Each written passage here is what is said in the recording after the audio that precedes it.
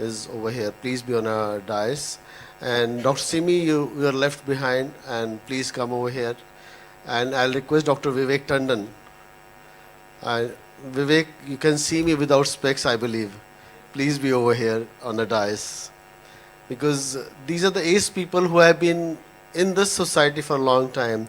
And one of the senior person who is sitting with us over here is Dr. Y.K. Arora. I met Dr. Y.K. Arora a long time back, almost 10 years down the line. And Dr. Y.K. Arora was in military at that time, in armed forces, and can have Dr. Y.K. Arora's experience. Please be on a dais, Dr. Y.K. Arora. And one more person I forgot is my own student, Dr. Preeti I saw somewhere sitting over here. Dr. Preeti, please. Dr. Preeti has become a professor of cardiology, assistant professor of cardiology at Safdarjung Hospital.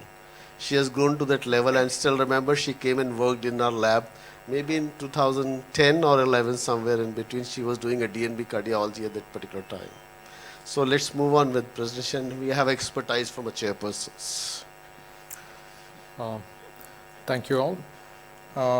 It's late, and let me see how quick I can be. As far as 3D echo is concerned, as far as TAVR is concerned, it has got very limited role in terms of the actual procedure. When you look at the TAVR team, the non-invasive person, the imaging specialist plays a crucial role, as you can see here. And as far as imaging is concerned, the echo is the one which is the primary imaging modality, and then you have CT, which also plays a big role, and then to some lesser extent in some niche areas, MRI and CAG. The idea is to have a good pre-selection so that the patient who has been selected has a successful outcome. That is the whole point of the echo and the assessment. And then when you look at echo, you have transthoracic and you have TE, and then you have 2D and 3D here. And as far as 3D is concerned, it's more of a pre-procedural evaluation where it plays a big role and very limited or negligible role as far as the peri and the post-procedure is concerned. So the pre-procedural evaluation, when it is a straightforward aortic stenosis, when you have a normal flow, high gradient with preserved ejection fraction, no problems there. But when it comes to the low flow, low gradient, the continuity equation needs to be done so that we get the valve area and try to correlate the severity. And also we tend to be a little more sort of focused on the planimetry also. And that is where, to some extent, this 3D can play a role. It can give you insight into what is the shape of the LVOT. Then you know that the continuity equation is not going to be that reliable. So we assume it to be circular, but most often it is going to be oval. And the diameter which we take in the long axis is a sagittal, which again is going to underestimate. So this gives you a fair idea of where you are as far as the you're assessing the valve area is concerned.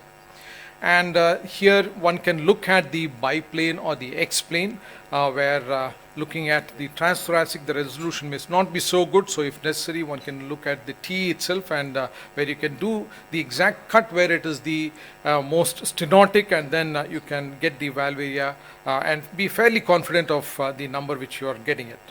You can go a little further, and you can use the software which is there, and you can start to align the cursors in different planes and make sure that you are exactly focused on the point where the stenotic area, the most stenotic area is, and then you do the valve area here. So you can do this with the 3D data set. But sometimes it doesn't work when you have calcium, when you have these blooming artifacts, when you don't have a good spatial resolution. It may not be so reliable. So this is the other side of it. The one which has been most discussed has been the aortic annulus sizing, because this is where it is very, very crucial.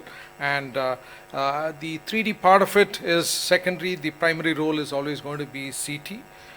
When you look at the aortic annulus, we have always assumed it to be circular, but we know now that it is more likely to be ovoid, and then it can also be irregular, not exactly the shape which I have drawn over there. It is a little representative, but one can also say that in a small percentage of patients, you can have a very irregular shape of the annulus. Now, the aortic annulus sizing, what we always do is do the parasternal long axis, that is the sagittal diameter, and we know that we get it wrong most of the times, and that is the reason why one linear measurement does not really provide you the exact aortic annulus. And here you can see that you can put your cut in a different plane, and then you tend to sort of underestimate it, and you have to really go for the maximal diameter, and that is where the alignment is going to be, and then the biplane is going to be very helpful here. The other point is to look at the accurate alignment, looking at the LVOT annulus and looking at the iotic, focusing on the iotic root here. So here again there has been a lot of sort of focus on it, and the iotic annulus measurement is usually done at early to mid systole. That is when the annulus is more likely to be circular.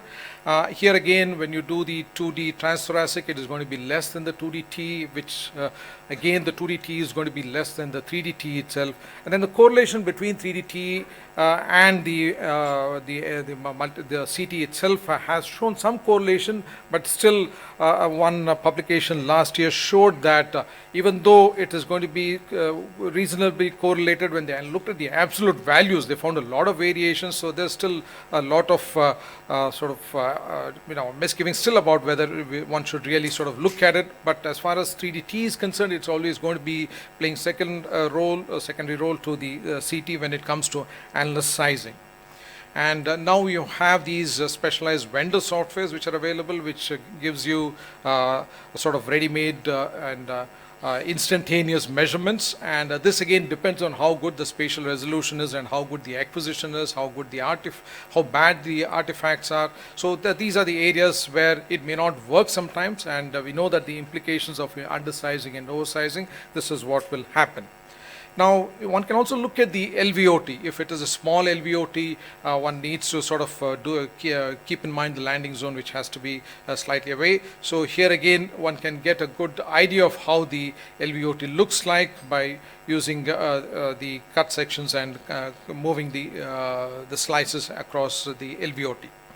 Now, the other area is to look at the valve morphology itself. So this is a typical tricuspid aortic valve where you have a very circular annulus, and this is typical of most of the times of the tricuspid leaflet.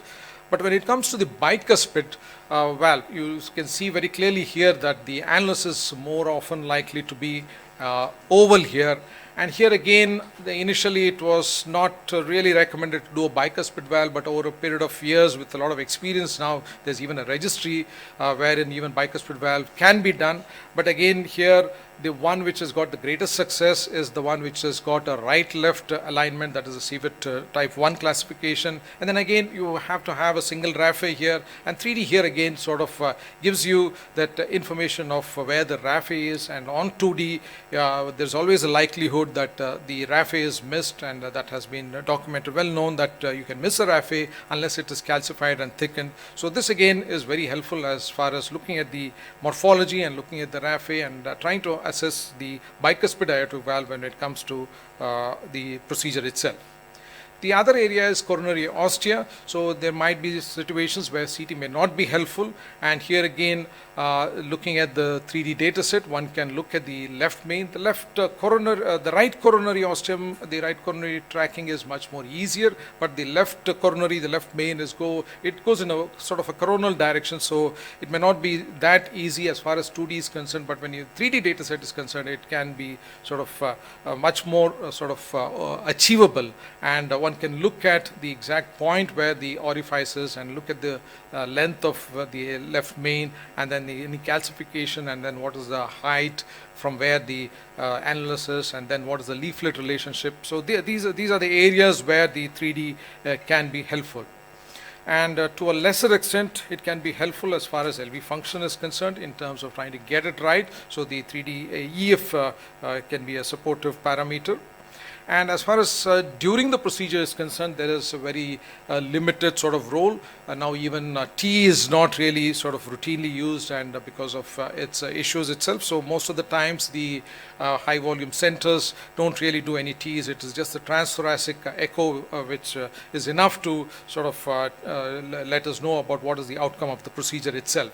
So if there is a paravalvular leak, again one has to go for a short axis, and if necessary one can look at the 3D and do a 3DT, but that again is very limited to a large extent. So here again the paravalvular leak is an area where the 3DT can be helpful. So echo post procedure, again very limited role of the 3D itself. So to conclude, you have, when it comes to 3D, it is a patient selection, so it can be helpful in terms of making the right diagnosis as far as the severity of the stenosis is concerned, as far as the valve morphology is concerned. And when CT is not possible, annular sizing, looking at the coronary ostia, and when you want to look at the LVOT also, it can be helpful. Looking at the morphology of valve and function also can be helpful, and even the paravalvular leak post procedure. So I think in the interest of time, I'll close at this point. Thank you for your kind patience. Satish, just one question. You mentioned about the bicuspid valve. The annulus size and the LVOT measurements, in what way they are different as compared to the tricuspid aortic valve or the annulus and for LVOT? Usually the LVOT is slightly smaller than the annulus size, about 2 to 3 millimeters. But as far as the tricuspid and the bicuspid is concerned, in the bicuspid it's going to be more annular, and that is where the device doesn't sit properly, and then you can have these leaks because of the symmetry is not there. So that is the main difference as far as the bicuspid and tricuspid is concerned. So it's just the oval shape. I think it's a beautiful presentation. Besides seeing the annular size, the shape of the annulus, plus the landing area, plus the coronary ostia. Now, one question which I got from you is nowadays I've seen one of the workshop also. They are now putting the valve in already degenerative prosthetic valve, which are present over there, bioprosthetic valve. So That's valve a in valve valve, in- that's what it is. Valve in valve. So how does T help? 3D helps in that situation because it's a very, very important factor. The 3DT can be a bit of a problem where you already have a prosthetic valve and you can have these artifacts. So it has got very sort of limited role. So it is CT will be of more CT, hand. I mean, especially CT as far as assessment is concerned, but it is the 2D which will be more helpful rather than the 3D itself.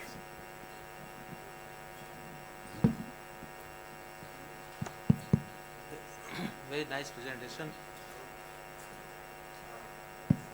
I would say during the procedure also we have got a very big role in guiding the interventions during the procedure while the valve is sitting, particularly looking into the complications, particularly looking into any pericardial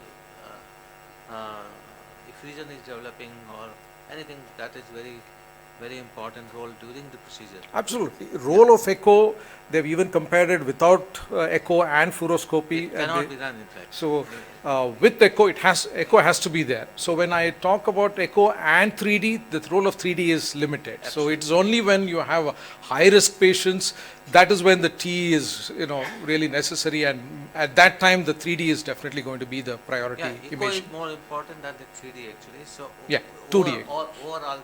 Yeah, is very the 2D is absolutely, the correct. one that is the main one. Luigi, want to make some comment?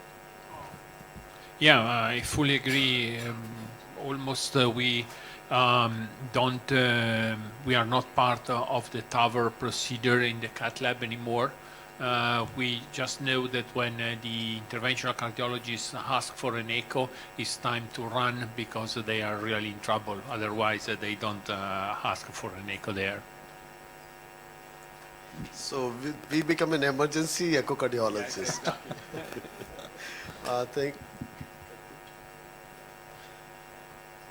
Thank you, chairpersons. Thank you, everybody, for this kind presentation. Satish, can I have a small presentation, a small token of appreciation for your kind talk? Satish came all the way from Bangalore today in the morning.